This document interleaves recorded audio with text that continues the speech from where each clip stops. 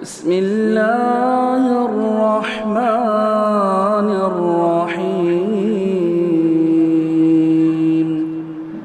الحمد لله نحمده ونستعينه ونستغفره ونعوذ بالله من شرور أنفسنا ومن سيئات أعمالنا من يهده الله فلا مضل له ومن يضلل فلا هادي له وأشهد أن لا إله إلا الله وحده لا شريك له وأشهد أن محمدا عبده ورسوله أما بعد فإن خير الحديث كتاب الله وخير الهدي هدي محمد صلى الله عليه وسلم وشر الأمور محدثاتها وكل محدثة بدعة وكل بدعة ضلالة وكل ضلالة في النار.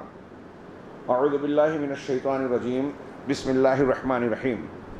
ألف لام ميم ذلك الكتاب لا ريب فيه هدى للمتقين الذين يؤمنون بالغيب ويقيمون الصلاة وينفقون مما رزقناهم ينفقون والذين يؤمنون بما أنزل إليك وما أنزل من قبلك وبالآخرة هم يوقنون أولئك على هدى من ربهم وأولئك هم المفلحون.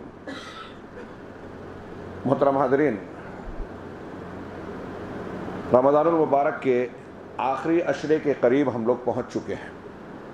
جناب محمد رسول اللہ صلی اللہ علیہ وسلم کی حیات طیبہ میں ان دنوں میں آپ کا کیا معمول ہوتا تھا، ہم لوگ اس کا تذکرہ کرتے ہیں اور سنتے ہیں. اور ظاہر سی بات ہے کہ مومنوں کے لیے اللہ کے رسول صلی اللہ علیہ وسلم اسوہ حسنہ ہیں، نمونہ ہیں. ایک مسلمان اس بات کا پابند ہے، مکلف ہے کہ ہر معاملے میں جناب محمد رسول اللہ صلی اللہ علیہ وسلم کی اتباع کرے، آپ کے طریقے پہ چلے. تو آپ کا طریقہ کیا تھا؟ عام طور سے بالکل واضح صحابہ کرام کے بیانات ہیں کہ آپ پہلے ہی سے رمضان المبارک کے لیے اہتمام کرتے، تیاری کرتے، لوگوں کو اس کے لیے تیار کرتے، ہموار کرتے. اور جو ہی رمضان المبارک میں داخل ہوتے، عام دنوں کے مقابلے میں، جبکہ آپ عام دنوں میں بھی سب سے زیادہ اللہ سے ڈرنے والے تھے، سب سے زیادہ عبادت کرنے والے تھے اور ہر نیکی میں سب سے اعلیٰ تھے، لیکن رمضان کے داخل ہوتے ہی آپ کی نیکیاں مزید شدت اختیار کر جاتی. کانا رسول اللہ صلی اللہ علیہ وسلم اجود الناس. حضرت ابن عباس کا صحیح بخاری میں یہ بیان ہے کہ اللہ کے نبی صلی اللہ علیہ وسلم یوں تو سارے لوگوں میں سب سے زیادہ سخی تھے. وکانا اجود ما یکون فی رمضان حین یلقاہ جبرائیل. اور آپ کی یہ سخاوت بھی جو سب سے زیادہ تھی، رمضان میں سب سے زیادہ بڑھ جاتی، اپنے چرم پر اور شباب پر پہنچ جاتی جب حضرت جبرائیل علیہ السلام آپ سے ملتے. وکان جبرائیل یلقاہ فی کل لیلۃ من رمضان یدارسہ القرآن. اور حضرت جبرائیل رمضان کی ہر رات میں اللہ کے رسول صلی اللہ علیہ وسلم سے ملاقات کرتے اور قرآن کا مدارسہ یعنی قرآن کا دور کرتے. جتنا نازل ہو چکا ہوتا اتنا سنتے. اور اس وقت اللہ کے نبی صلی اللہ علیہ وسلم تیز ہوا سے زیادہ، ایک اچھی تیز ہوا سے زیادہ سخی ہو جاتے، لوگوں کے لیے خرچ کرنے لگتے. پھر جیسے جیسے رمضان کے دن اور ایام آگے بڑھتے، اللہ کے نبی صلی اللہ علیہ وسلم کی عبادت و ریاضت میں، نیکیوں میں شدت اور زیادتی آتی جاتی. ہمارا معاملہ الٹا ہے. رمضان کے شروع میں جوش ہوتا ہے، مسجد میں جگہ کم پڑتی ہے، اور آگے دن بڑھتے بڑھتے لوگ کم ہوتے جاتے ہیں اور لوگ جنت کا شارٹ کٹ ڈھونڈتے ہیں کہ 5 دن کی تراویح مل جائے، 7 دن کی، 3 دن کی تراویح مل جائے، اور 3 دن میں، 5 دن میں، 7 10 دن میں ہم پورا قرآن سن کے گویا فرصت پا گئے. اللہ کے نبی صلی اللہ علیہ وسلم اور صحابہ کرام جو پورا مہینہ محنت کر کے کماتے تھے، ہم تھوڑے دن میں کما لیتے ہیں، ایسا ہم سمجھ رہے ہیں. حالانکہ فضیلت یہ نہیں ہے کہ آپ قرآن ختم کر لیں 4 دن میں، 6 دن میں، یا کتنے بھی دن میں. فضیلت اس بات کی بیان کی گئی ہے حدیث صحیحہ میں، من قام رمضان ایمانا واحتسابا غفر له ما تقدم من ذنبہ. جو ایمان اور احتساب کے ساتھ، اجر کی امید کے ساتھ پورے رمضان کا قیام کرے، قرآن ختم کرے نہیں ہے، رمضان کا قیام کرے، اس کے سارے پچھلے گناہ معاف. اور نبی کریم صلی اللہ علیہ وسلم رمضان کے گزرتے گزرتے شدت اختیار کرتے جاتے، یہاں تک کہ جب آخری عشرہ آتا تو ام المومنین حضرت عائشہ صدیقہ رضی اللہ تعالیٰ عنہ کہتی ہیں، صحیح مسلم ہے کہ کان رسول اللہ صلی اللہ علیہ وسلم اذا دخل العشر احیا اللیل وایقظ اہلہ وجد وشد مئزرہ، کہ اللہ کے رسول صلی اللہ علیہ وسلم جب آخری عشرے میں رمضان کے داخل ہوتے تو آپ احیا اللیل، رات کو جاگتے، ہوٹلوں پہ نہیں، دوستوں احباب میں محفلیں سجا کر نہیں، بلکہ عبادت و ریاضت میں، کہ آپ جاگتے، وَأَيْقَظَ أَهْلَهُ، اور اپنے اہل و عیال کو جگاتے، وَجَدَّ، اور کوشش اور محنت کرتے، وَشَدَّ مِئْزَرَ، اور اپنی کمر کس لیتے۔ آپ ہی کا دوسرا بیان صحیح مسلم میں ہی ہے، حضرت عائشہ صدیقہ رضی اللہ تعالیٰ کہتی ہیں کہ کان رسول اللہ صلی اللہ علیہ وسلم یجتہد فی العشر الاواخر من رمضان ما لا یجتہد فی غیرہ، کہ اللہ کے رسول صلی اللہ علیہ وسلم رمضان کے آخری عشروں میں جو محنت اور مشقت کرتے تھے، اجتہاد اور محنت کرتے تھے عبادت و ریاضت میں، کسی اور میں نہیں کرتے تھے، بلکہ بالکل صاف ہے کہ آپ کی ایک سنت رہی ہے، مسلسل سنت موقدہ، کہ آخری عشرے میں رمضان کے آپ معتکف ہو جاتے تھے۔ اعتکاف کہتے ہیں اللہ کے گھر یعنی مسجد میں اللہ کے تقرب کے لیے عبادت کی نیت سے ٹھہر جانا، اور جو بہت سارے مشاغل جو عام حالات میں جائز ہیں وہ بھی ایک طریقے سے یہاں ممنوع ہو جاتے ہیں۔ روزے کی رات میں بیوی سے ملنا جائز ہے، رمضان میں جب اعتکاف آدمی نے کر لیا تو وہ بھی ممنوع ہو گیا۔ دنیاوی بات چیت نہیں کرے گا، گھر مسجد سے نکلے گا نہیں، مختلف پابندیاں ہیں۔ اللہ کے نبی صلی اللہ علیہ وسلم آخری عشرے میں یہ کرتے تھے، ایک رمضان میں چھوٹ گیا تو بعد میں قضا کی، اور آخری رمضان میں آپ نے 20 دن کا اعتکاف کیا، یعنی سب کچھ چھوڑ چھاڑ کے صرف اللہ کی عبادت اور ریاضت میں لگ جانا۔ کیوں؟ آپ نے لوگوں سے بھی کہا تحروا لیلۃ القدر فی العشر الاواخر من رمضان، کہ اس آخری عشرے میں لیلۃ القدر ہے، اسے ڈھونڈو، تلاش کرو، آخری عشرے میں، آخری عشرے کی بھی طاق راتوں میں، پوری راتوں میں۔ یہ لیلۃ القدر کیا ہے؟ انا انزلناہ فی لیلۃ القدر، ہم نے اس قرآن کو قدر کی رات میں نازل کیا۔ قدر یعنی قدر و منزلت، بہت اونچا مرتبہ ہے اس کا، یا ایک قدر کا معنی تقدیر۔ اس رات میں سالانہ تقدیر بندوں کی طے ہوتی ہے کہ آئندہ سال اس دن سے لے کے اگلی لیلۃ القدر تک دنیا میں کون کیا کرے گا، کس کے گھر میں حادثہ ہوگا، کوئی کس کی میت ہوگی، کس کا اچھا معاملہ ہوگا، کون ناکام ہوگا۔ یہ سالانہ تقدیر 15 شعبان کو نہیں، لیلۃ القدر کو طے ہوتی ہے۔ فیہا یفرق کل امر حکیم، سورہ دخان میں جو کہا گیا کہ ہم نے لیلہ مبارکہ میں اس قرآن کو نازل کیا، اس رات میں ہر حکمت والا یا پختہ کام طے ہوتا ہے، سالانہ تقدیر متعین ہوتی ہے۔ اس لیے اس رات کی ایک خاص دعا، حضرت عائشہ نے کہا کہ اگر مجھے یہ رات ملے تو اللہ کے رسول صلی اللہ علیہ وسلم میں کیا کہوں؟ ترمذی سنن ابن ماجہ کی صحیح حدیث ہے، کہا اگر یہ رات مل جائے تو دعا کرنا اللہم انی اسألک العفو اللہم انک عفو تحب العفو فاعف عنی، پروردگار تو معاف کرنے والا ہے، معافی کو پسند کرتا ہے، مجھے معاف کر دے۔ اہل علم نے کہا کہ یہ دعا سادی سی معلوم ہوتی ہے، لیکن اس رات کی مناسبت سے انتہائی مناسب اور بہترین دعا ہے۔ نبی پاک صلی اللہ علیہ وسلم کی دعا ہے، آپ سے بہتر دعا کوئی بھی بڑے سے بڑا علامہ نہیں پیش کر سکتا۔ کیسے کہ جب اس رات میں سالانہ تقدیر متعین ہو رہی ہے تو بندہ یہ کہہ رہا ہے کہ پروردگار مجھے عافیت دینا، معاف کر دینا، میں گنہگار ہوں، خطا کار ہوں، کوتاہ ہوں، لیکن یہ سالانہ تقدیر جو تو آج طے کر رہا ہے اس میں میرے لیے خیر و برکت رکھنا، نرمی رکھنا، مجھے معاف کرنا، میرے گناہوں کی وجہ سے مجھ پر سختی نہ کرنا۔ یہ لیلۃ القدر میں دعا مانگی جائے، اور اس رات کے لیے بہت مناسبت ہے۔ کئی حدیثوں میں ہے کہ اللہ کے رسول صلی اللہ علیہ وسلم سے ایک شخص نے پوچھا کہ میں کیا دعا مانگوں، آپ بتائیے، جامع اور افضل دعا، سب سے ای الدعاء افضل، بہترین اور افضل دعا کیا ہے؟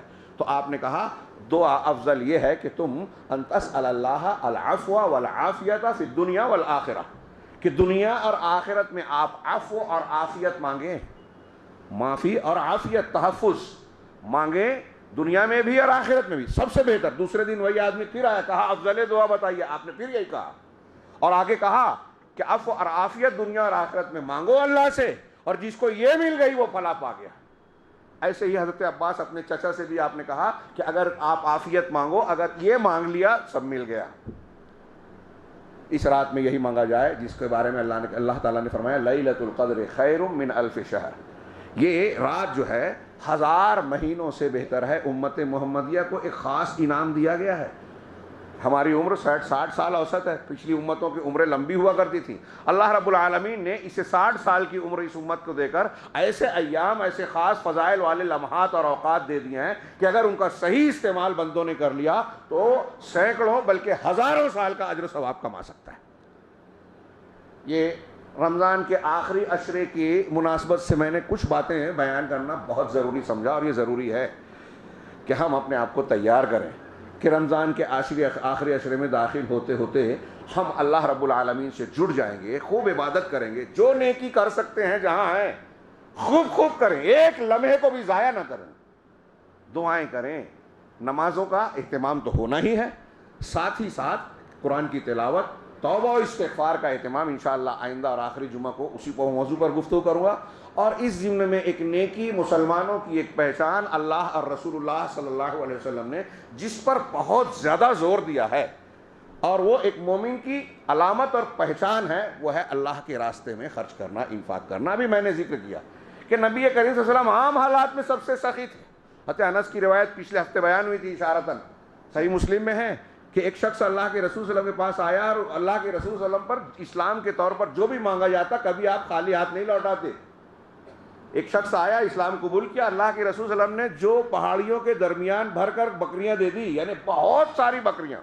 وہ اپنی قوم کے پاس آیا اور کہا کہ لوگوں اسلموا، اسلام لے آؤ، فإن محمدا یؤتی لا یخشى الفاقہ یا لا یخشى الفقر، کہ اے لوگوں، قبیلے کے لوگوں، محمد پر اسلام لے آؤ، محمد صلی اللہ علیہ وسلم ایسے سخی ہیں، اتنا دیتے ہیں کہ ان کو فقر کا ختم ہو جانے کا ڈر ہی نہیں ہوتا. صحیح مسلم.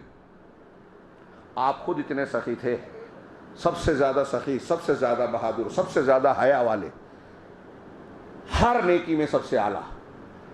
اور کیوں نہ ہو، اللہ کا حکم تھا. قرآن کا نزول رمضان المبارک، اور پھر قرآن ایک مناسبت ہے.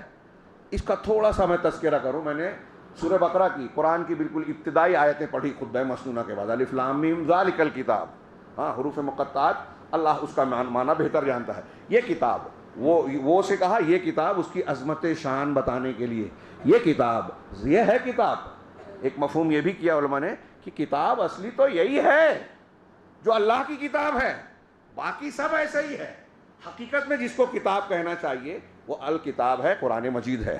لا ریب فیہ، اس میں کوئی شک نہیں ہے، کسی بھی قسم کی کوئی شک کی گنجائش، یعنی اس میں کوئی کھوٹ ہو، کوئی باطل ہو، اللہ کی طرف سے ہونے میں کوئی شک نہیں ہے. اس میں حق ہی حق ہے، اس میں کوئی شک نہیں ہے. یہ ہدایت ہے، یہ باطل اور حق کو الگ کر دینے والی ہے، بندوں کے لیے مفید ہی مفید ہے، اس میں کوئی شک نہیں.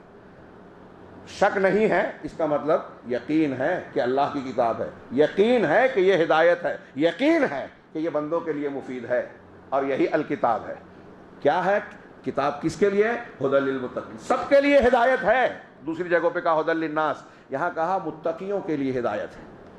متقیوں کے لیے ہدایت ہے، یعنی اس سے فائدہ اٹھانے میں. ہدایت کیا ہے؟ جب آدمی ہدایت پا جاتا ہے تو باطل سے بچ گیا، حق پر آ گیا، صحیح اور غلط میں تمیز کرنے کی اس کے اندر صلاحیت ہو گئی، اور دنیا اور آخرت میں جو بھی اس کے لیے مفید چیز ہے وہی قبول کرے گا. اور یہ صرف قرآن میں ہے. قرآن سے آدمی ہٹ گیا، ہدایت سے ہٹ گیا. ہدایت سے ہٹ گیا تقویٰ نہیں ہے. ھدی للمتقین، یہ متقیوں کے لیے ہدایت ہے. اب یہ متقی کون ہے؟ ہم کو رمضان میں متقی بننے کے لیے جو ہے روزہ فرض کیا گیا، لعلکم تتقون. قربانی روزے کے لیے، نماز متقی بناتی ہے، قربانیاں تقوی کے لیے. ساری نیکیوں کا مقصود تقویٰ، اور تقوی ہی سے دنیا اور آخرت کی ساری بھلائیاں وابستہ ہے، قرآن و حدیث کہتی ہے. تو متقی ہے کون؟ کئی جگہ پہ یہاں سورہ بقرہ کے شروع میں کہا الذین یؤمنون بالغیب. پہلی صفت متقیوں کی یہ وہ لوگ ہیں جو غیب پر ایمان رکھتے ہیں، یقین رکھتے ہیں. غیب تو چھپا ہوا ہے جو دکھائی نہیں دیتا. کون سا غیب؟ جو اللہ نے بتایا اور رسول نے بتایا. ہر وہ چیز جو اللہ اور رسول نے بتائی اور ہمارے سامنے، اسے دیکھنے جاننے کا کوئی راستہ نہیں ہے، کوئی ذریعہ نہیں ہے، وہ سارا کا سارا غیب ہے. وہ پچھلی ماضی کی خبریں ہوں، مستقبل کی خبریں ہوں، قبر کی بات ہو، میدان محشر کی بات ہو، جنت جہنم ہو، اللہ رب العالمین کی ذات ہو، اس کی صفات ہو، اس کے نام اور اسماء حسنہ ہو، سب ہمارے لیے غیب ہے. ان غیبیات میں سے جن جن چیزوں کو، فرشتوں کے بارے میں، تقدیر کے بارے میں، لوح محفوظ، میدان محشر، حوض کوثر، صراط پل صراط، یہ ساری چیزوں کے بارے میں اللہ نے، رسول اللہ صلی اللہ علیہ وسلم نے جو خبریں دی ان سب کو ہم مانتے ہیں. اور یہ مسلمانوں کا یا اہل ایمان کا ایک امتیاز ہے، امتیازی شان ہے کافر دیکھ کر تو مشاہدے سے کافر بھی مانتا ہے، جو چیز دکھائی دے جو چیز تجربے سے ثابت ہو جائے، حسی اعضاء سے معلوم ہو، وہ کافر بھی مانتا ہے۔ مومن کی صفت یہ ہے کہ وہ بالغیب ایمان رکھتا ہے، اور کیوں رکھتا ہے؟ اس لیے کہ یہ شعور اس کو اللہ رب العالمین اور رسول اللہ صلی اللہ علیہ وسلم پر ایمان نے دیا، تقوی نے دیا۔ تقوی کی صلاحیت ہے، یعنی شریعت پر عمل کرنے کی صلاحیت ہے، اس لیے پہلے تقوی کی بنیادی چیز اس کے اندر پیدا ہوئی، اندر سے وہ یقین رکھتا ہے اللہ اور اس کے رسول پر۔ زندیق، ملحدین، دنیا دار، مادہ پرست لوگوں کو سمجھ میں نہیں آتا۔ بہت سی چیزیں جو غیبیات کی بیان کی جاتی ہے، کہا میری عقل میں نہیں آتی، سمجھ میں نہیں آتی، وہ ہدایت سے محروم ہے۔ ہم نے جب اللہ اور اس کے رسول کے بارے میں مان لیا کہ وہ سچے ہیں، تو اب کوئی بھی بات کہیں، یہ ہدایت ہمیں اس بات پر اہل ایمان کو ابھارتی ہے کہ اس کو بے چوں چرا تسلیم کر لیا جائے۔ الذین یؤمنون، اور تقوی کے لیے یہ ضروری ہے۔ آگے بڑھنے سے پہلے میں یہ کہنا چاہ رہا ہوں، یاد دلانا چاہ رہا ہوں کہ رمضان المبارک میں اور عام دنوں میں کچھ لوگ بڑی محنت کرتے ہیں۔ اگر بدعات کے ساتھ آپ محنت کر رہے ہیں، اگر عقیدے کی اصلاح کے بغیر آپ محنت کر رہے ہیں، تو آپ کی محنت رائے گاں ہو جائے گی، اللہ بچائے۔ پہلی صفت تقوی کے لیے ایمان صحیح ہو، اور صحیح ایمان کہاں ہے؟ صحیح عقیدے میں، اللہ اور اس کے رسول کے فرامین میں۔ وقت کم ہے، آگے بڑھتا ہوں۔ الذین یؤمنون بالغیب ویقیمون الصلاۃ، ہاں، ایمان بالغیب، اندر سے وہ اللہ اور رسول کی ساری باتوں پر یقین رکھتے ہیں متقی حضرات، متقی لوگ، اور باہر ان کے اندر ایک چیز سب سے بڑی علامت پہچان ہے کہ نماز کو قائم کرتے ہیں، نماز پڑھتے ہیں، نماز ادا کرتے ہیں۔ یہ نہیں کہا کیا ہے یعملون الصلاۃ اور یؤتون الصلاۃ، نہیں کہا، یقیمون، اقامت کہا ہے۔ علماء نے کہا کہ اقامت کے معنی بڑے جامع ہیں۔ ظاہری طور پر نماز کے جو ارکان ہیں، شرائط ہیں، واجبات ہیں، مستحبات ہیں، اس کا لحاظ کرتے ہیں۔ جو حرکات ہیں، جہاں اللہ کے رسول صلی اللہ علیہ وسلم نے انگلی اٹھائی، جہاں ہاتھ اٹھایا، جہاں جیسا کیا ویسا کرنا ہے۔ آپ نے فرمایا صلو کما رأیتمونی اصلی، نماز ویسے پڑھو جیسے مجھے دیکھا ہے، حدیثوں میں موجود ہے، اللہ نے محفوظ کر رکھا ہے۔ نماز ویسے مت پڑھو جیسا فلاں بزرگوں کو دیکھا، فلاں امام کو دیکھا، فلاں پیر صاحب کو دیکھا، حضرت موسیٰ کو دیکھا، حضرت عیسیٰ علیہ السلام کو دیکھا۔ فلاں نبی اور فلاں نبی کی نماز اب نہیں چلے گی، میری نماز چلے گی۔ تو ظاہری طور پہ جیسے اللہ کے رسول نے جہاں کیا، حرکت کی، ہم کو سمجھ میں آتا ہے ہاں ہاں سنت ہے، لیکن ہمارا مسلک یہ نہیں ہے۔ آپ کا مسلک کیا ہے؟ اللہ کے رسول سے ہٹ کر ہے، اور اگر اللہ کے رسول سے ہٹ کر ہے تو آپ کا مسلک تقوی والا نہیں ہے، نجات والا نہیں ہے، ایمان والا نہیں ہے۔ آپ اپنے آپ کو دھوکہ مت دیجیے، محنت کر کے بھی کچھ مزدوری نہیں ملنے والی ہے اگر سنت کے خلاف۔ من عمل عملا لیس علیہ امرنا فہو رد، جس نے ایسا کوئی عمل کیا جس پر ہمارا حکم نہیں ہے، وہ رد ہے۔ تو ظاہری طور پہ سنت کے مطابق ہو، اور باطنی طور پر اس نماز میں اخلاص ہو، خشوع خضوع ہو، ایمان ہو، نماز کے معنی اور مفہوم کا احساس ہو، رکوع اور سجدہ کرتے ہوئے ہمارا دل بھی اللہ کے سامنے جھک رہا ہو، یہ نماز ہے، اقامت صلاۃ ہے۔ ایسی نماز جب ہوگی نا تو اللہ کا فرمان ہوگا ان الصلاۃ تنہی عن الفحشاء والمنکر، نماز بے حیائی اور منکرات سے انسان کو روکتی ہے، یہ روکنے والی ہوگی، یہ اللہ سے قریب کرنے والی ہوگی۔ اس نماز میں بندہ اللہ سے بات کرے گا، مومن کے لیے معراج ہوگی۔ اور میرا اصل مضمون جو ہے، اگلا جملہ متقیوں کی پہچان صفت بتائی، وہ وَمِمَّا رَزَقْنَاهُمْ يُنْفِقُونَ، اور متقیوں کی دوسری صفت ہے کہ ہم جو کچھ اس کو عطا کرتے ہیں، دیتے ہیں، اس کا مطلب آپ کے پاس، میرے پاس، فلاں اور فلاں کے پاس، کسی بادشاہ کے پاس، وزیر کے پاس جو کچھ دولت ہے، پراپرٹی ہے، جو بھی اللہ کی نعمت ہے، وہ اس کی اپنی کمائی نہیں ہے۔ اس نے کما لیا اور یہ قارون کی طرح سوچے کہ یہ میری صلاحیت تھی، میں اس کا حقدار تھا، نہیں، یہ اللہ کا فیصلہ تھا، اللہ نے دیا، آسان کیا۔ وہ چاہتا تو تم کو بھی کنگال رکھ سکتا تھا، لیکن اللہ نے دیا ہے۔ اس جملے میں اس بات کی طرف اشارہ ہے کہ آپ اپنی کمائی پراپرٹی پر نازا نہ ہو۔ آپ گھر میں کمانے والے ہیں تو یہ نہ سمجھنا کہ میں لوگوں کو کھلا رہا ہوں، اللہ کھلا رہا ہے، اللہ روزی دینے والا ہے۔ وَمِمَّا رَزَقْنَاهُمْ، ہم نے جو روزی دی ہے اس میں سے کچھ خرچ کرتے ہیں، کچھ پرسنٹ، نہ بوجھ ڈالا اللہ نے، اور نہ ہی ایسا کہ آپ تکلیف میں مبتلا ہو جائیں، آپ کو ضرر پہنچے، ان میں سے خرچ کرتے ہیں۔ یہ انفاق کی جو تعلیم ہے قرآن حدیث میں آپ دیکھیں متعدد طریقوں سے، اگر میں صرف نصوص گناؤں تو کئی ہفتہ صرف قرآن کی آیتیں اور حدیثیں پوری نہیں ہوں گی، اتنی آیتیں، اتنی حدیثیں۔ اور آپ دیکھیں کہ قرآن مجید میں اللہ رب العالمین نے صلاۃ کے ساتھ، اقامت صلاۃ کے حکم کے ساتھ زکوٰۃ یا انفاق کا ذکر اکثر جگہوں پر کیا ہے۔ ہاں، اب شیخ عبد الرحمن بن ناصر السعدی یہیں سورہ بقرہ کی ابتدا میں کہتے ہیں کہ دونوں کو اللہ تعالیٰ نے ساتھ ساتھ ذکر کیا، اس لیے کہ نماز سے بندے کے اندر اخلاص اور اللہ سے تعلق قائم ہوتا ہے، اور زکوٰۃ یا انفاق سے بندہ لوگوں کے لیے، بندگان خدا کے لیے ان کے حقوق کو ادا کرنے والا، ان کے ساتھ احسان کرنے والا بنتا ہے، جس کا اللہ نے حکم دیا، جو اللہ کو مطلوب ہے۔ تو کیا ہماری زندگی کا مطلب کیا ہے؟ اللہ کے حقوق کو ادا کرنا اخلاص کے ساتھ، ایمان کے ساتھ۔ یہ نماز اس کا مظاہرہ ہے، اور زکوٰۃ یا انفاق کے ذریعے سے ہم بندوں کے ساتھ حسن سلوک کرتے ہیں، یہ بندوں کے حقوق کی ادائیگی کی تعلیم ہے۔ اللہ تعالیٰ نے اسی لیے دونوں کو قرآن مجید میں بار بار ذکر کیا، اور بڑے مؤثر انداز میں۔ ہاں، مثال کے طور پہ ایک دو آیتیں، کہیں انفاق کا بار بار ذکر ہے، کہیں زکوٰۃ کا ذکر ہے، کہیں صدقات کا ذکر ہے، کہیں اللہ کہتا ہے کہ کون ہے جو اللہ کو قرض حسنہ دے گا، من ذا الذی یقرض اللہ قرضا حسنا، کہاں کون ہے جو اللہ کو قرض حسنہ دے؟ اللہ کا دیا ہوا، اور اللہ کہہ رہا ہے قرض دے گا۔ قرض کیوں کہا؟ کہ آپ اگر خرچ کریں گے اللہ کے راستے میں تو وہ سیو ہو رہا ہے، اس کا بدلہ ملنا ہی ملنا ہے، اور 1 کا 10 کم سے کم ہے، اور کتنا بڑھے گا؟ مثل الذین ينفقون اموالهم فی سبیل اللہ، سورہ بقرہ کی آیت ہے کہ جو لوگ اللہ کے راستے میں خرچ کرتے ہیں، انفاق کرتے ہیں، اس کی مثال کیسی ہے؟ کمثل حبۃ انبتت کیا ہے؟ کمثل حبۃ انبتت 7 سنابل، کہ جیسے ایک دانہ ہے آپ نے زمین میں لگایا، ڈالا، اور اس سے 7 بالیاں ہوگی، 7 بالیاں ہوگی، فی کل سنبلۃ 100 حبہ، ہر بالی میں 100 دانے ہیں۔ ایک دانہ ڈالا آپ نے، 7 بالیاں آئی، ہر بالی میں 100، یعنی 700۔ اور اللہ نے آگے اس آیت میں کہا واللہ یضاعف لمن یشاء، اور اللہ جسے چاہتا ہے اور زیادہ اجر دے گا۔ امت محمدیہ کو ایک نیکی کا 10 ملنا ہے، یہ تو طے ہے، یہ منیمم ہے، کم سے کم ہے، اور خرچ کرنے پر 7 بالیاں جس میں 100 دانے ہیں، 700 اور اس سے بھی زیادہ۔ یہ اللہ رب العالمین فرما رہا ہے۔ ایک چھوٹا بچڑا یا بچھیرا، اللہ کے رسول نے فرمایا کہ ایک آدمی صدقہ کرتا ہے تھوڑی سی چیز کو، اللہ بچڑے کی طرح اس کو پالتا ہے، وہ بڑا ہو جاتا ہے، یہاں تک کہ قیامت کے دن۔ یہ اصلی سود ہے، بندوں کو اس سود کی توقع رکھنا چاہیے، اللہ تعالیٰ بڑھا کر اجر دے گا قرض حسنہ کی شکل میں۔ اللہ رب العالمین نے مؤثر انداز میں ایک جگہ کہا کہ یا ایھا الذین آمنوا انفقوا مما رزقناکم من قبل ان یأتی یوم لا بیع فیہ ولا خلۃ ولا شفاعۃ، اے ایمان والو اللہ کے راستے میں خرچ کرو، جو کچھ ہم نے دیا اس میں سے خرچ کرو اس دن کے آنے سے پہلے، جس میں نہ کوئی دوستی ہوگی، نہ کوئی لین دین ہوگا، نہ کوئی سفارش ہوگی، والکافرون هم الظالمون۔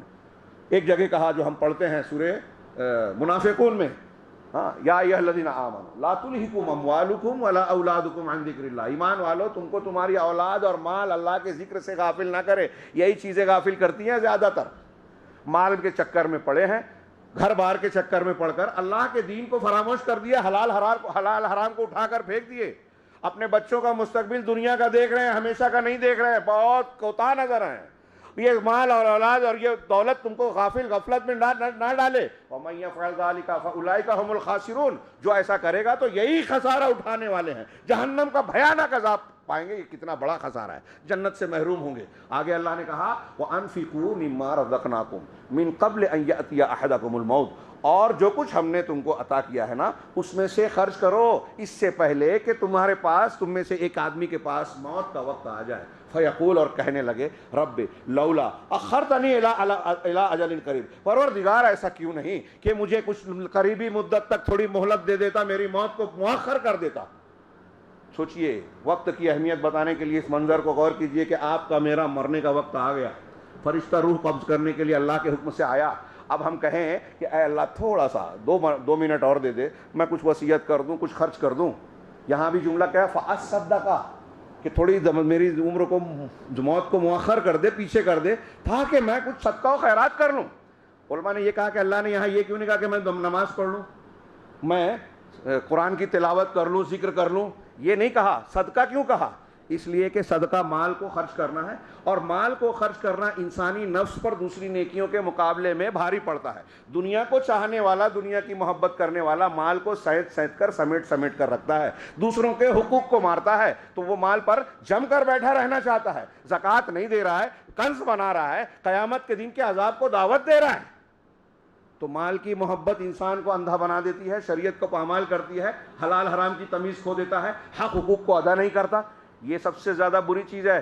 اور دولت خاص طور سے اس میں اہمیت رکھتی ہے، تو بندہ یہ کہے گا کہ یہ جس سے مجھے محبت تھی نا، میں یہ خرچ کروں گا پروردگار تیرے راستے میں، فاصدق واکن من الصالحین، اور نیک لوگوں میں بن جاؤں گا، تھوڑی موت پیچھے کر دے رب العالمین۔ تو آگے جواب ہے قرآن کی آیت وَلَن يُؤَخِّرَ اللَّهُ نَفْسًا إِذَا جَاءَ أَجَلُهَا، کہ جب کسی نفس کا، جان کا مقررہ وقت آ جاتا ہے تو اللہ ایک لمحے کے لیے مؤخر نہیں کرتا۔ سوچئے یہ رمضان کا موقع آخری عشرہ میں مل رہا ہے، چھوٹی دولت نہیں ہے۔ جب موت کا وقت آئے گا اور بندہ یا ہم اور آپ کہیں گے کہ ایک سیکنڈ، 1 منٹ دے دے، نہیں ملے گا۔ قدر کیجئے وقت کی، جہنم میں جانے کے بعد دنیا کا وقت نہیں ملے گا۔ آدمی کہے گا کہ پھر سے دنیا میں بھیج دے، کتنی آیتوں میں ہے، اللہ ہمیں بچائے۔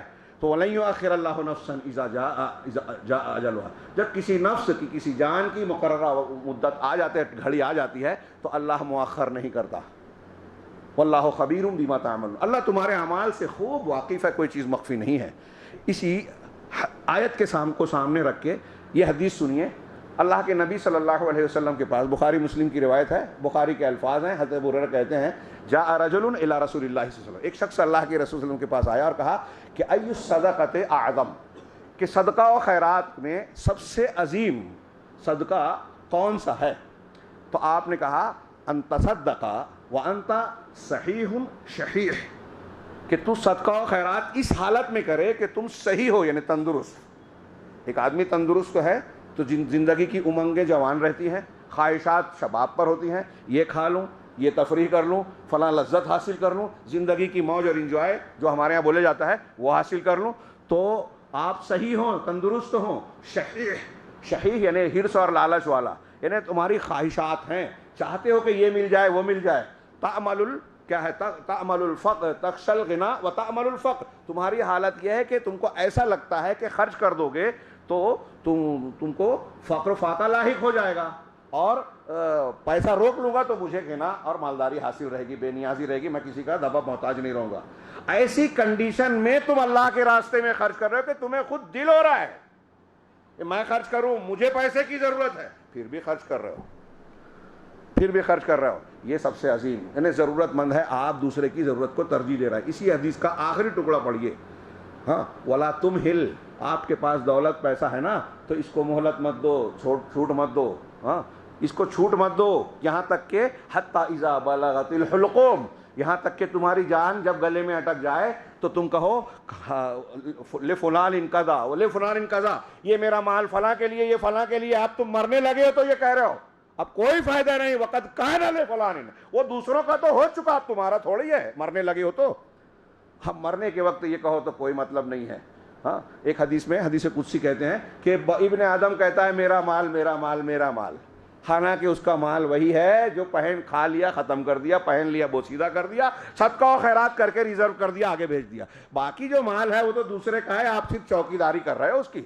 آپ مر جائیں گے، آپ کے ورثہ پائیں گے، لڑیں گے اور تقسیم کر لیں گے، آپ کو اس سے فائدہ ہونے والا نہیں ہے، وہ آپ کا مال نہیں ہے جو آپ بنا کے بیٹھے ہیں، کاغذات بنا کے بیٹھے ہیں، ہاں، دور دور جا کے کما کے جو اس کو پس انداز کیا ہے، وہ آپ کے کام آنے والا نہیں۔ آپ جو خرچ کریں گے، صدقہ کریں گے، بس وہی کام آنے والا ہے، یہ کام آئے گا۔ اللہ کے رسول صلی اللہ علیہ وسلم نے فرمایا ہر روز 2 فرشتے آسمان سے اترتے ہیں، ایک کہتا ہے کہ اے اللہ جو خرچ کرتا ہے اس کو بدل دے، اور دوسرا کہتا ہے کہ اللہ جو پیسہ روکتا ہے، بخیلی کرتا ہے، اس کے مال کو تباہ، وآت ممسکا تلفا، اس کو تلف کر دے۔ اللہ کی طرف سے ہر روز کہا جاتا ہے یا ابن آدم انفق ينفق علیک، اے ابن آدم تم خرچ کرو، تم پر خرچ کیا جائے گا۔ ان تعلیمات کو سامنے رکھیے، روشنی میں رکھیے، اور قرآن کی بہت سی آیتیں اور بہت سے نصوص حدیث بھی موجود ہیں، وقت نہیں ہے، میں اشارہ کرنا چاہتا ہوں کہ جب خرچ کا موقع ہوتا تو پھر ان آیات و حدیث کی روشنی میں ہمارے عہد اول کے مومنین کاملین جن کو ہمارے لیے نمونہ بنایا گیا، ان کا کیا رد عمل ہوتا۔ نبی کریم صلی اللہ علیہ وسلم کا تذکرہ ہو چکا کہ آپ سب سے زیادہ سخی تھے، سخاوت میں سب سے اعلیٰ۔ صحابہ کا حال کیا تھا؟ میں یہ کہتا ہوں کہ صحابہ کرام کو حقیقت میں ہم پڑھتے ہیں تو واقعی سمجھ میں آتا ہے کہ ایمان والا طبقہ تو وہی تھا، اور ہم اپنے ایمان والا ہونے کا دعویٰ کرتے ہیں، لیکن ایسا لگتا نہیں ہے کہ کہیں ان کا اور ہمارا کوئی بھی مقابلہ ہے، اور ان کی عزت و بلندی اور ہماری ذلت و خواری آج ہم رو رہے ہیں۔ ہاں، دشمنوں کی سازشوں کا ذکر کرتے ہیں، آپس میں بحث کرتے ہیں کہ ہمارے پاس سیاسی قوت نہیں ہے، فلاں نہیں ہے، ڈھما نہیں ہے، اور اگر صحیح حل قرآن و حدیث کا پیش کیا جائے تو لوگوں کو بے اعتباری ہوتی ہے، حالانکہ حل یہی ہے۔ ہاں، آپ دوسروں کا خیال کیجئے. اللہ کا وعدہ ہے کہ بندوں کا خیال کیجئے, اللہ آپ کا خیال کرے گا. صحابہ کرام میں یہ مزاج تھا کہ نیکی کا جب موسم آیا ہاں تو خوب کما لو, خرچ کر لو, دوسرے موقعوں کا انتظار نہ کرو. جیسے میں نے پچھلے ہفتے میں ذکر کیا تھا, غزوہ تبوک کے وقت اللہ تعالیٰ نے, اللہ کے رسول نے لوگوں کو ترغیب دی. کیسے کیسے حضرت بکر صدیق نے پورا گھر سمیٹ کے دے دیا, عمر فاروق نے آدھا دے دیا, عثمان غنی نے ایک کے بعد ایک کم سے کم 900 اونٹ, 100 گھوڑے, ساز و سامان, دینار درہم. پھر دوسرے صحابہ نے, کسی نے جو ہے سونا چاندی کھجور بڑی تعداد میں, بڑی مقدار میں جو ہے اللہ کے راستے میں دیا. جس کے پاس کچھ نہیں تھا مزدوری کر کے 1 سال 2 سال آ کے اللہ کے رسول کو دے دیا کہ بس میرے پاس یہی پونجی ہے, آپ نے اس کو پورے ڈھیر پر پھیلا دیا. پیسہ کم ہے لیکن اس کی کل پونجی تھی. اس طرح آپ جب سلف کے واقعات دیکھیں, خیر ابھی آیت پڑھی تھی میں نے, اللہ تعالیٰ نے کہا ایک جگہ انفاق کا حکم دیتے, لن تنالوا البر حتی تنفقوا مما تحبون, تم نیکی کو نہیں پہنچ سکتے, نیکی کے اعلیٰ مقام کو, جب تک کہ اپنی محبوب چیز کو اللہ کے راستے میں خرچ نہ کرو. ہمارا مزاج ہندوستانی کیا ہے, مری مرغی اللہ کے نام, محاورہ بولا جاتا ہے. جو کپڑا پھٹ گیا ہم کو نہیں پہننا ہے وہ غریب کو دیں گے, جو کھانا بو مارنے لگا کھانے کے لائق نہیں ہے وہ بھوکے کو دے دیں گے. صحابہ کرام کا مزاج یہ نہیں تھا. اس سے اجر ملنا ہے, یتیم ہے گھر میں تو اپنے بیٹے سے زیادہ اس کے ساتھ شفقت رحمت کا سلوک ہے کہ اللہ تعالیٰ نے احسان کا حکم دیا ہے, اس کے سر پر ہاتھ شفقت سے پھیریں گے تو اجر و ثواب ہے. اپنے اصلی بیٹے سے زیادہ اس کا خیال رکھتے. غربا میں آج بھی عربوں میں مزاج ہے, جو اچھی کھجور ہے بازار میں نہیں ملتی, میرے باغ میں پیدا ہوتی ہے, وہ روزے دار کو افطار کے لیے دیں گے. ہندوستانی لوگ اس کو چھپا کے رکھیں گے, دوسری خرچ کریں گے. جب یہ آیت نازل ہوئی لن تنالوا البر حتی, اپنی محبوب چیز جب تک خرچ نہیں کرو گے اللہ تم بر کو نہیں پہنچ سکتے. حضرت انس کہتے ہیں, بخاری کی روایت ہے کہ طلحہ, ابو طلحہ ان کے والد تھے, حضرت ام سلیم کے شوہر, کہا ابو طلحہ نے جب یہ آیت سنی اللہ کے رسول کے پاس, آپ کا ایک باغ تھا بیروحا, مدینہ کا سب سے بڑا باغ, سینکڑوں اس میں کھجور کے درخت تھے. خود رسول اللہ وہ مستقبل المسجد, مسجد کے سامنے تھا. اللہ کے رسول صلی اللہ علیہ وسلم کبھی کبھی وہاں جا کے تشریف رکھتے, وہاں ٹھنڈا پانی پیتے, کھجور کھاتے. حضرت ابو طلحہ آئے, کہا اللہ کے رسول, اللہ تعالیٰ یہ کہتا ہے لن تنالوا البر حتی تنفقوا مما تحبون, تو سنیے میرا بیرہا باغ جو ہے میں نے اللہ کے راستے میں دے دیا, آپ جہاں چاہیں خرچ کریں, اللہ جو آپ کو بتا رہا ہے. کہا بخ رکو رکو رکو, ذال کا مال رابح, مال رابح, یہ بڑا نفع بخش مال ہے, بڑا نفع بخش مال. کہا اللہ کے رسول, اللہ نے کہا ہے محبوب, وہ مجھے محبوب ہے, میں اللہ کے راستے میں دیتا ہوں. کہا ٹھیک ہے, تم اسے اپنے رشتہ داروں اور اقربا میں تقسیم کر دو, بہت نفع والا ہے. تو حضرت ابو طلحہ نے کہا ٹھیک ہے, اپنے مال اپنے رشتہ داروں میں تقسیم کر دیا. دیکھ رہے ہیں آپ, ہاں اللہ کے, یہی حضرت ابو طلحہ کا واقعہ بخاری مسلم کا. رسول اللہ صلی اللہ علیہ وسلم کے پاس ایک مہمان آیا, اپنی بیویوں کے گھر پوچھا کہ کسی کے گھر کھانے کے لیے کچھ ہے, سب نے کہا کچھ بھی نہیں ہے. رسول اللہ صلی اللہ علیہ وسلم کی کئی بیویاں ہیں, ایک کے گھر میں کھانا نہیں ہے, لیکن یہ سننے میں نہیں آیا کہ ان لوگوں نے شکایت کی کہ کھانا کچھ ہے ہی نہیں, راشن کا اسٹاک نہیں ہے, آپ کیا کر رہے ہیں, شکایت نہیں کی. اسی طریقے سے اتنا غریب آج کوئی نہیں ہوگا جس کے کھانے کے لیے گھر میں کچھ نہ ہو. اللہ کے رسول نے صحابہ سے پوچھا کون ہے جو آج اللہ کے رسول کے مہمان کی ضیافت کرے. ابو طلحہ نے کہا میں. گھر لے گئے, ام سلیم سے اندر جا کے پوچھا کہ کھانا کچھ ہے, مہمان رسول آئے ہیں. کہا بس اتنا سا ہے کہ بچہ کھا لے اور سو جائے. کہا بچے کو بہلاؤ پھسلاؤ اور سلا دو, ہاں اس کو بہلاؤ پھسلاؤ, ایسا ظاہر کرو کہ ہم نے اس کو کھلا دیا اور کسی طرح سلا دو. بس وہ کھانا جو ہے مہمان کے سامنے پیش کر دو, اور جب مہمان اندر آئے تو روشنی گل کر دینا, چراغ بجھا دینا, تاکہ اسے یہ نہ پتہ چلے کہ ہمارے برتن میں کھانا نہیں ہے. ہم ایسا مظاہرہ کریں گے کہ کھا رہے ہیں, اسے کھلا دیں گے. یہی عمل کیا. بچے کو سوچئے, بچے کی بھوک, ہمارے گھر میں عورتیں اور لوگ چلائیں گے کہ بچے کو بھوکا رکھ کے مہمان کو کھلا رہے ہو, کون سا نیکی ہے. لیکن اللہ کے رسول کے مہمان کو گھر لے آئے. خرچ کرنے کا یہ مقام, یہ ضرورت تھی جو میں نے حدیث پیش کی, قرآن کی آیت بتائی کہ آپ کو ضرورت ہے, خرچ کر رہے ہیں, جنت چاہیے, اللہ سے اجر چاہیے. تو اللہ انہوں نے کیا. اور جب دوسرے دن یہ عمل کر کے لوٹتے ہیں تو وہ سورہ حشر کی وہ آیت ہیں جس میں انصار مہاجرین کی تعریف ہے, جس میں ایک جملہ ہے وَيُؤْثِرُونَ عَلَىٰ أَنفُسِهِمْ وَلَوْ كَانَ بِهِمْ خَصَاصَةٌ, یہ اپنے آپ پر دوسرے کو ترجیح دیتے ہیں چاہے خود کو بہت شدید ضرورت ہو. اپنی ضرورت کا لحاظ نہیں کیا, دوسروں کی ضرورت کا لحاظ کیا. جب لوگوں کو ضرورت ہے تو خرچ کر رہے ہیں. ہاں مجھے یاد آ رہا ہے, بے ترتیب ہی صحیح, کہ عیسی ابن عبد السلام بہت بڑے سلفی عالم، 4 صدی کے گزرے ہیں، ان کی کتابیں ہیں، بڑے امام ہیں. ہاں، بدر الدین ابن جماعہ نے بیان کیا. علامہ سبکی طبقات شافعیہ میں یہ واقعہ نقل کرتے ہیں کہ دمشق میں ایک مرتبہ عیسی ابن عبد السلام دمشق میں تھے اپنی بیوی بچوں کے ساتھ.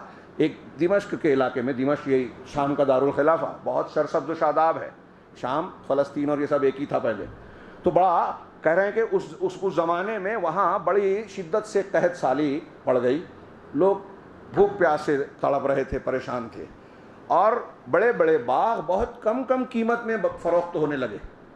زمینیں بکنے لگتی ہیں ہمارے یہاں جیسے ہوتا ہے اگر مندی آ جائے، پریشانی آ جائے. تو حضرت عیسی ابن عبد السلام کی اہلیہ، ان کی بیوی نے ان کو بلایا اور ایک سونے کا ایک ڈلا ان کو دیا کہ دیکھو یہ میرے پاس تھا سونے کا ڈلا ٹکڑا، جاؤ اسے نا بیچ کے ہمارے لیے کوئی اچھا سا، سنا ہے باغ بہت سستے مل رہے ہیں، کوئی اچھا سا باغ خرید لینا، ہم گرمی کے ایام اس میں بتایا کریں گے، تفریحاً بیٹھا کریں گے. کہا ٹھیک ہے. سونے کا ڈلا لیا اور جا کے اس کو بازار میں بیچا. اس کی جو قیمت حاصل ہوئی آتے آتے غربا میں تقسیم کر دی، صدقہ و خیرات کر دیا، پورا کا پورا مال. گھر پہنچے تو بیوی نے کیا باغ خریدا؟ کہا ہاں، جنت میں خرید لیا باغ میں نے. کہا مطلب؟ کہا میں نے وہ پیسہ دیکھا کہ غربا اور مساکین بڑے حاجت مند تھے، پریشان حال تھے. ہاں، اللہ رب العالمین کہتا ہے کہ جو اللہ کے راستے میں خرچ کرے گا، ضرورت مند کو پورا کرے گا تو جنت میں باغ ملے گا. تو میں یہاں کا باغ لینے کی بجائے میں نے تمہارے لیے جنت کا باغ خرید لیا اللہ سے. کہا جزاک اللہ خیرہ. بیوی نے بھی شکوہ شکایت کی، کہا اللہ جزائے خیر دے، اللہ جزائے خیر دے. یہ انفاق کی بات ہے. پیسہ جس کے پاس ہوتا پیسہ خرچ کرتا، صلاحیتیں خرچ کرتے. ہاں، آتا ایسا بھی نہیں کہ بہت اسٹاک ہے تو خرچ کر رہے ہیں. ہاں، حضرت عمر فاروق رضی اللہ تعالیٰ نے غلام کو بلایا. ایسے واقعات بہت ہیں. ایک غلام کو بلایا، کہا یہ 400 دینار کہہ رہا ہوں، 7 دینار پہ، ہاں 7.5 دینار پہ جو ہے زکوٰۃ فرض ہوتی ہے. 400 دینار دیا اور کہا کہ یہ لے جا کے اب ابو عبیدہ بن جراح کو دینا. امین الامت تھے، عشرہ مبشرہ میں سے تھے. کہا ان کو دینا، دینے کے بعد کہنا کہ حضرت امیر المومنین نے دیا ہے اور یہ تم اپنی حاجت میں خرچ کر لو، کسی حاجت میں. اور وہاں سے گھر سے ہٹنا نہیں، دیکھنا وہ اس پیسے کا کیا کرتے ہیں، مجھے آ کے بتانا. یہ پہنچے، دیا اور بتایا کہ امیر المومنین نے بھیجا ہے، آپ اپنی کسی حاجت میں اس کو استعمال کر لیں. کہا کنارے کھڑے ہو گئے جا کے.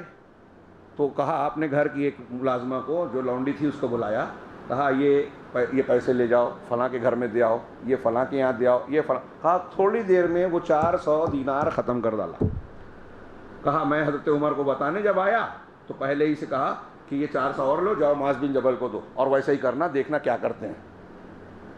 وہاں بھی گئے تو سیم عمل انہوں نے بھی ایسے ہی کیا. حضرت عمر کو امیر المومنین کو دعا دی اور اس کے بعد اپنی ملازمہ کو بلا کر تھوڑی دیر میں سارا کا سارا غربا میں، مستحقین میں، پڑوسیوں اور رشتہ داروں میں تقسیم کر دیا، پورا کا پورا مال، کچھ بھی نہیں بچایا. حضرت عمر سے آگے بتایا غلام نے کہ دیکھو دونوں نے ایسا کیا ہے. حضرت عمر نے اللہ کا شکر ادا کیا اور کہا کہ یہ سارے کے سارے لوگ ایک دوسرے کے بھائی ہیں، یہ اپنے ایمان پر قائم ہیں. یہ ایک مزاج تھا. حضرت طلحہ بن عبید اللہ عشرہ مبشرہ میں سے. یہ امام ذہبی نے سیر و اعمال اعلام النبلاء میں نقل کیا ہے کہ ایک مرتبہ حضرموت سے 7 لاکھ درہم شام کے وقت ان کے پاس آیا، گھر میں رکھا ہے. رات میں بے چین ہے، بستر پر کروٹیں بدل رہے ہیں. بیوی نے کہا کہ کیا بات ہے، میں رات سے دیکھ رہی ہوں کہ آپ بے چین ہیں، ہاں آپ کو کچھ پریشانی لاحق ہے. کہا اللہ رب العالمین اس بندے کے بارے میں کیا سوچے گا، جس کے کیا معاملہ کرے گا، جس کے گھر میں اتنے سارے مال رکھے ہوئے ہیں. تو کہا اس سے تم کو پریشان ہونے کی کیا ضرورت ہے، رات ہے، آرام سے سو جاؤ، صبح جب ہوگی تو انصار مہاجرین میں تمہارے جو اقربا ہیں، دوست و احباب ہیں، ان میں خرچ کر دینا، ان کو دے دینا. کہا ہاں واقعی تم نے صحیح مشورہ دیا ہے، تم توفیق والی ہو، توفیق والے کی بیٹی ہو. ابوبکر صدیق کی بیٹی تھی ام کلثوم. صبح ہوئی، ایک برتن منگایا، اس میں کچھ رکھا، کہا یہ فلاں کے یہاں دے آؤ، یہ فلاں مہاجر کے یہاں دے آؤ، یہ فلاں کے. کافی دیر تو حضرت ان کی بیوی نے اندر سے کہا کہ ہمارے لیے کچھ ہے اس میں. کہا پہلے کہنا تھا نا. اس کے بعد جب دیکھا تو صرف 1000 درہم بچا. 7 لاکھ میں سے 1000. تھوڑی دیر کے لیے آپ اور ہم اپنے آپ کو چھانے. میں نے جو کہا تھا کہ ہمارے اور ان کے درمیان کیا نسبت ہوگی. ہمارے پاس اگر ایسی بڑی رقم آئے تو ہم کیا کیا پلاننگ کریں گے، کیسے سوچیں گے، کیا کریں گے، اور صحابہ کرام کیا کر رہے ہیں. 7 لاکھ شام میں آیا, دوسرے دن صبح میں سب بانٹ دیا, 1000 بچا, وہ بھی بیوی کے ٹوکنے پر. ٹھیک ایسا ہی معاملہ امیر معاویہ رضی اللہ تعالیٰ عنہ نے 1 لاکھ درہم حضرت عائشہ کے پاس بھیجا, ام المومنین کے پاس. ام المومنین عام دن تھے, رمضان نہیں تھا, لیکن وہ روزے سے تھیں. جیسے ہی وہ پہنچا اور کہا کہ خلیفہ یعنی امیر المسلمین نے یہ بھیجا ہے آپ کے لیے 1 لاکھ درہم, تو اپنی لونڈی سے کہا یہ فلاں کو دے آؤ, یہ فلاں کو دے آؤ, فلاں کو دے آؤ. سارا مال پر بانٹ دیا سارا. لونڈی نے بعد میں کہا کہ ام المومنین آپ روزے سے ہیں, کم سے کم 1-2 درہم روک لیتی, 1-2 درہم روک لیتی تو اس کے ذریعے گوشت خرید لیتی, آپ اس سے افطار کر لیتی. کہا پہلے یاد دلانا تھا نا. سنا آپ نے کیا کہہ رہے ہیں؟ پہلے یاد دلانا تھا, یعنی اپنا خیال نہیں رہا, اور ہم سب سے پہلے اپنا ہی سوچیں گے. غور کیجئے, یہ اللہ رب العالمین کے حکم اور رسول اللہ صلی اللہ علیہ وسلم کے ترغیب دینے کا اثر ان پر یہ ہوتا تھا کہ اللہ کے راستے میں ہم خرچ کر رہے ہیں, اس کا بدلہ ہمیں ملنا ہی ہے, اور اس میں فقر و فاقے کا خوف نہیں ہے. ان کا یقین تھا, اس لیے اللہ تبارک و تعالیٰ ان کو دیتا بھی تھا پلٹ کر. خرچ دولت کمانے کا ایک نسخہ یہ ہے کہ آپ اللہ کے راستے میں خرچ کریں. سن لیا لوگوں نے کہ روزہ افطار کرانے کا ثواب ایسا ہے, صحابہ کرام نے کہ 1 روزے کو افطار کرایا 1 روزے دار کا ثواب ملے گا. جس کے پاس کچھ نہیں ہے وہ بھی ڈھونڈ رہا ہے کہ 2-4 کھجور ہی مل جائے, میں کسی روزے دار کو دے کر روزے کا ثواب حاصل کر لوں. اللہ کے نبی صلی اللہ علیہ وسلم فرمایا اتق النار ولو بشق تمرہ. لمبی حدیث کا ایک ٹکڑا بھی ہے اور ایک روایت کے یہ الفاظ بھی ہے کہ اپنے آپ کو اتق النار جہنم سے بچاؤ, آگ سے بچاؤ, ولو بشق تمرہ, چاہے 1 کھجور کے 1 ٹکڑے ہی کے ذریعے سے. میں نے پچھلے ہفتے حدیث بیان کی تھی, حضرت عائشہ نے 3 کھجور ایک عورت کو, اس کی 2 بچیوں کو دی. بچیوں کو دینے کے بعد اس نے اپنا کھانے کی جب کوشش کی تو بچیوں نے وہ بھی مانگ لیا, دے دیا, اور خود بھوکی رہ گئی. اللہ کے رسول صلی اللہ علیہ وسلم کو پتہ چلا تو آپ نے کہا کہ اس ایک عمل کی وجہ سے اللہ نے اس کو جہنم سے آزاد کر دیا یا جنت میں داخل کر دیا. 1 کھجور جو اس کو حضرت عائشہ نے دی تھی, خود کے کمائی بھی نہیں تھی, اس کی قربانی دے دی. یہ 1 کھجور کے بدلے اللہ کے رسول صلی اللہ علیہ وسلم کی زبان صادق و مصدوق کہہ رہی ہے کہ وہ جہنم سے آزاد ہو گئی. اگر آپ نے موقع پر خرچ کیا, جس میں سے ایک یہ ہے کہ آپ کو ضرورت ہے اور آپ کے سامنے کوئی آپ سے بڑا ضرورت مند آ گیا, رمضان کا مہینہ ہے اور رمضان میں آپ فقراء مساکین غربا کا خیال رکھیں. وقت بالکل اجازت نہیں دے رہا ہے, ورنہ انفاق کے تعلق سے آپ قرآن و حدیث میں بہت لمبی چوڑی تفصیلات پائیں گے, احکامات پائیں گے. مال کے بڑے حقوق ہیں. کمانا ہے تو یہ دیکھنا ہے کہ حلال ہو, گھر میں رکھنا ہے تو یہ دیکھنا ہے کہ اس کا حق ادا ہو. والذین یکنزون الذھب والفضہ ثم لا ينفقونها فی سبیل اللہ. جو لوگ سونے اور چاندی کو کنز اور خزانہ بناتے ہیں اور اللہ کے راستے میں خرچ نہیں کرتے, ان کے لیے عذاب علیم ہے. اور قیامت کے دن ان چیزوں کو, ان کے سونے چاندی زیورات کو جو بنا کے دبا کے رکھا ہے, اس کو تپایا جائے گا جہنم کی آگ میں, اور اس کے ان کی پیشانی کو, پیٹھ کو, پہلوؤں کو داغا جائے گا اور کہا جائے گا ھذا ما کنزتم, یہ جو تم نے خزانہ بنا رکھا تھا اس کا عوض ہے. فذوقوا ما کنتم تکنزون, جو خزانہ بناتے تھے اس کا مزہ چکھو. یہ وعیدیں بھی ہے بخیلی کی کہ اللہ تبارک و تعالیٰ کے سامنے جو مال دیا ہے اس کا حق ادا نہیں کیا تو یہی مال عذاب بن جائے گا. اور اگر آپ خرچ کرتے ہیں تو قرآن کہتا ہے کہ لا تبطلوا الصدقات بالمن والاذى, اپنے صدقات و خیرات کو احسان جتا کر اور تکلیف دے کر ضائع نہ کرو. کہ آپ نے جس کو دیا ہے تو اب اس کے سامنے احسان جتاؤ, آپ نے جس کو دیا ہے اس سے کام لو. یہ دیکھتا ہے زکوٰۃ دینے والا کہ میں اس کو زکوٰۃ دوں گا تو میرے کام آئے گا, یہ کام نہیں آتا ہے تو اس سے نہیں, اگر ناراض ہے تو نہیں. یہ ایک آخری واقعہ سنا کے بات کو سمیٹتا ہوں. اللہ تعالیٰ نے قرآن مجید میں ایک ذکر کیا, سورہ نور میں حضرت عائشہ صدیقہ رضی اللہ تعالیٰ عنہ پر تہمت لگی. واقعہ عفق پورا لمبا ہے, قرآن کی آیتیں پڑھیے. منافقین نے یہ بات چلی تھی, کچھ سچے مسلمان اس میں شریک ہو گئے, جس میں مصطح بن اساسہ رضی اللہ تعالیٰ عنہ ایک صحابی ہیں جو سچے ہیں, اور حضرت ابو بکر صدیق رضی اللہ تعالیٰ عنہ کے خالہ زاد بھائی تھے. حضرت بکر صدیق منتھلی ان کو وظیفہ دیا کرتے تھے. صحابہ کرام میں غریب رشتہ داروں کو پیسہ باندھ دیتے تھے امیر رشتہ دار, معلوم بھی نہیں پڑتا تھا. جب حضرت عائشہ صدیقہ رضی اللہ تعالیٰ عنہ پر الزام لگا اور ایک لمبے پیریڈ کے بعد تقریباً مہینہ بھر 25 دن اللہ تعالیٰ نے آپ کی براعت نازل کی, قرآن کی آیتیں نازل ہوئی سورہ نور میں, تو یہ ثابت ہو گیا, واضح ہو گیا کہ ام المومنین بے قصور ہے, یہ جھوٹا الزام ہے. تو انسانی بشری تقاضے کے مطابق سوچئے تھوڑی دیر کے لیے کہ آپ کی بیٹی ہے, آپ کی بہن ہے, کسی نے اس پر الزام لگایا, وہ بھی زنا کا الزام, اور مشہور بھی کر دیا, سوشل میڈیا پہ ڈال دیا, خوب فارورڈ کر رہے ہیں آج کل جیسا ہوتا ہے. یہ کوئی کسی کے برا ہونے کی دلیل نہیں ہے, حضرت عائشہ کے واقعے سے معلوم پڑتا ہے. اس کی تفصیلات دیکھیے. میں جو بیان کرنا چاہتا ہوں صرف اس پہ آ جاؤں کہ حضرت عائشہ کے تعلق سے جب برات آ گئی تو حضرت بکر صدیق نے انسانی تقاضے کے مطابق قسم کھا لی کہ اللہ کی قسم میں آج کے بعد مصطح بن اساسہ کی کفالت نہیں کروں گا, ان کو پیسے نہیں دوں گا جو دیتا تھا. اس پر اللہ نے قرآن کی آیت نازل کی, وَلَا يَأْتَلِ أُولُو الْفَضْلِ مِنْكُمْ وَالسَّعَةِ أَن يُؤْتُوا أُولِي الْقُرْبَى وَالْمَسَاكِينَ وَالْمُهَاجِرِينَ فِي سَبِيلِ اللَّهِ وَلْيَعْفُوا وَلْيَصْفَحُوا أَلَا تُحِبُّونَ أَن يَغْفِرَ اللَّهُ لَكُمْ. کہ تم میں جو لوگ فضل والے ہیں, فضیلت و بزرگی والے ہیں, اور جن کو اللہ نے کشادگی دے رکھی ہے, مال اور دولت کی فراوانی ہے, وہ ایسی قسمیں نہ کھائیں, ایسی قسم نہ کھائیں کہ وہ قرابت داروں کو, مسکینوں کو, اللہ کے راستے میں ہجرت کرنے والے غربا پر خرچ نہیں کریں گے. ایسی قسم نہ کھائیں. چاہیے کہ معاف کر دیں, درگزر کر دیں. اللہ کہہ رہا ہے فَلْيَعْفُوا وَلْيَصْفَحُوا, معاف کر دے, درگزر کر دے. اللہ تحبون ان یغفر اللہ لکم, کیا تم کو یہ بات پسند نہیں ہے کہ اللہ تم کو معاف کرے؟ ابو بکر صدیق رضی اللہ عنہ نے قرآن کی آیت جیسے ہی سنی کہنے لگے اللہ میں پسند کرتا ہوں کہ تو میرے گناہوں کو, میری غلطیوں کو معاف کرے. میں نے مصطح کو معاف کیا اور جب تک زندہ رہوں گا ان کو وظیفہ دیتا رہوں گا. اپنی بات کو واپس لیتا ہوں, اور قسم کا کفارہ بھی ادا کیا. یہ اللہ کی باتوں کو ماننے والے لوگ تھے, موقع اور محل کو غنیمت جاننے والے لوگ تھے. میں یہ کہوں گا کہ صدقہ و خیرات کا سب سے بہترین, عام حالات میں بھی اگر کوئی حاجت مند آپ کو ملے, جب ضرورت ملے تب خرچ کرنا زیادہ بڑی نیکی ہے. کبھی کبھی ایسا ہوتا ہے کہ آپ کا ایک دینار بہت اہمیت رکھتا ہے, ایک روپیہ ہزاروں پر بھاری ہے, اور کبھی ایسا ہوتا ہے کہ ہزاروں کوئی معنی نہیں رکھتا.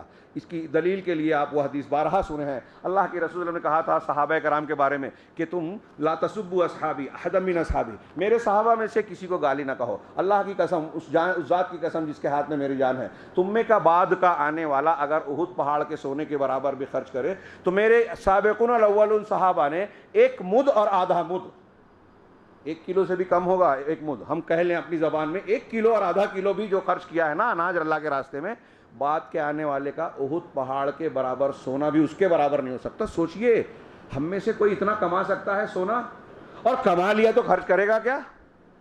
نہ کما سکتا ہے نہ خرچ کرے گا. صحابہ کرام کا 1 مد اور آدھا مد یہ اہمیت رکھتا ہے. کیوں؟ انہوں نے جس وقت خرچ کیا اس وقت خرچ کی زیادہ شدید ضرورت تھی, وہ نیکیوں کا موسم تھا. اس وقت نیکی کرنا کوئی چھوٹی بات نہیں تھی. ایمان لانا وقت کے سارے طاقتوں کو اپنا دشمن بنا لینا تھا.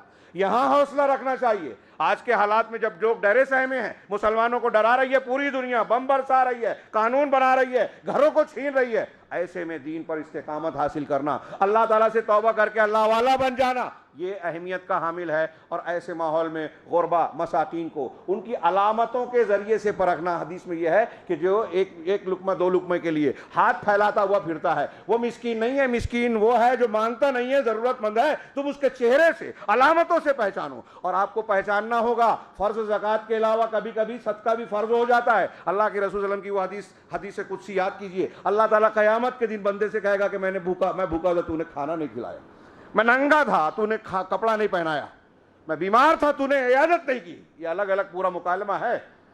بندہ جواب میں کہے گا کہ تو رب العالمین ہے, پوری کائنات کو کھلانے والا, تو حاجت سے بالا تر ہے, تو کیسے بھوکا ہوگا؟ کہا تیرے پڑوس میں فلاں بندہ تھا, وہ بھوکا تھا, تیرے پاس موجود تھا مال و اسباب, اگر تو اسے کھلاتا تو مجھے کھلاتا, تو کیسے ننگا ہوگا؟ تیرا فلاں بندہ, میرا فلاں بندہ تیرے پڑوس میں تیرے پاس آیا تھا مانگنے کے لیے, کپڑا نہیں تھا تو دے سکتا تھا, نہیں دیا, اسے پہنا دیتا تو مجھے پہناتا. تیرے پڑوس میں فلاں مریض تھا, اس کی عیادت کرنے جاتا, تیمارداری کرتا تو میری کرتا. سوچئے اسلام کی اتنی شاندار تعلیم ہے, ان تعلیمات پر اگر ہم عمل کریں گے نا, اور خرچ کرنے میں جو اللہ کے آداب ہیں, یہ بھی ہے کہ آپ کا جو جتنا قریبی ہے پہلے رشتہ داروں کو اہمیت دیجئے, پھر پڑوسی, یہ جتنا قریبی ہوگا اس سے آپس میں ایک دوسرے سے محبت ہوگی, ایک دوسرے کے لیے دعائیں نکلے گی. یہاں جو امیر ہے وہ گھمنڈ کرتا ہے, اپنے غریب رشتہ دار پر برتری جتانے کی کوشش کرتا ہے تو نفرت بڑھتی ہے.